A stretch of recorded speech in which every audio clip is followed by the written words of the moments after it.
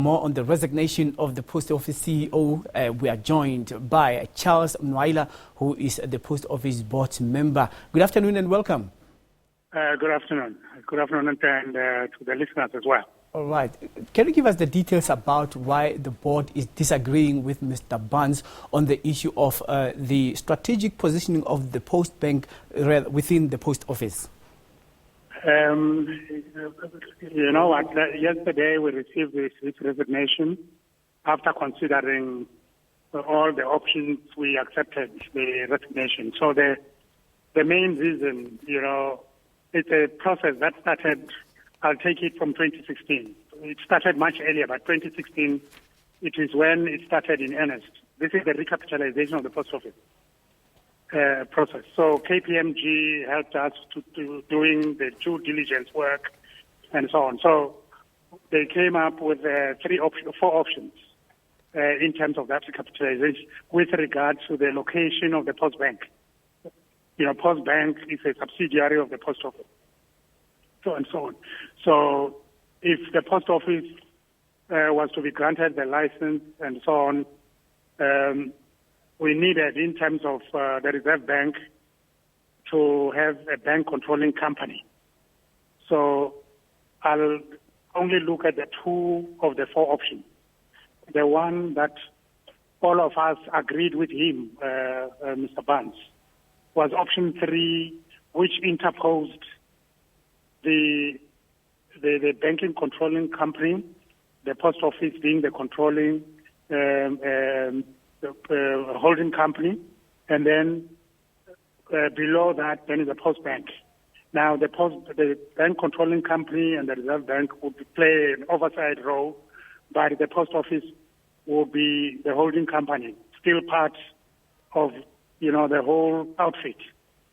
So at the time when the decisions were taken from 2017, I think the latest decision was earlier this year in 2019, when the final decision, was communicated to the board, that the National Treasury advised that because we were not in a sound financial position at that time to play that oversight role over the bank as required by the Reserve Bank. So they then opted for option 2, which meant that there will be this structure, which is bank controlling company, that will play an oversight role on the post bank without the post office. In other words, separating the post office from the post bank. So it is those differences that the CFO felt strongly that that we were supposed to have continued with the integrated methodology. The integrated structures and that type of thing. But in a situation like this, sorry to come in there, surely if you are having a board discussion and the implementation of the strategic direction in as far as positioning of the post bank, couldn't this matter be resolved by reaching a consensus in the best interest of the post office? Yes, as I have said, that the post office was involved, the board was involved in this process, and the post bank was involved in this process, and so on. So, but the CEO felt strongly as an individual. Now, as you know how these entities operate, it's not an individual's view that prevails. It's, a collective view. And we were supporting one position a year or two ago, but given the financial situation of the post office at the time, because we were running on deficit and so on, so we were not qualifying in terms of the Reserve Bank's requirement of us having capital adequacy requirement. Okay, just very shortly before we let you go, sir, let's understand, because you will know that transformation within the post office arena really needs to be speeded up. Then let's focus on distribution of social grants. What is the plan of the board to get this going? Because it seems like time is not on the side of the post office concerning the 17 million people in South Africa who receive social grants and need to have a specific place where they can collect their money safely. And, you know, we have done extremely well under the leadership of the outgoing CEO, also with regard to the social grants on behalf of SASSA.